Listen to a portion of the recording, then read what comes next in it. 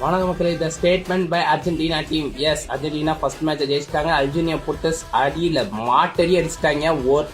ஒரே ஒரு ஆள் அடிச்சிட்டாரு. யான்னு கேட்டீங்கன்னா தலைவர் லியோனல் மெஸ்ஸி 3 கோல் அடிச்சிட்டாங்க கைஸ். இதெல்லாம் நம்பவே முடியல. அதுவும் எப்படி ஃபர்ஸ்ட் மேட்ச் 3 கோல் நினைச்சு பார்க்கல, கடவுளை கூட நினைச்சு பார்த்ததுல நினைப்பாங்களா, கனவுல கூட நினைச்சு பார்த்ததில்ல. அதே மாதிரி என்ன சொல்றது, லியோனல் மெஸ்ஸி தலைவர் 3 கோல் போட்டு அடிச்சு ஃபேன்ஸும் ஹாப்பி, டீமும் ஹாப்பி, ஆல்மோஸ்ட் எல்லா வேர்ல்ட் ஃபேன்ஸும் இப்போதைக்கு ஹாப்பின்னு நினைக்கிறேன் ஃபர்ஸ்ட் மேட்ச் ஜெயிச்சதுனால. அது முன்னாடி நைட்டு 10:30 மணிக்கு மறந்துடாதீங்க.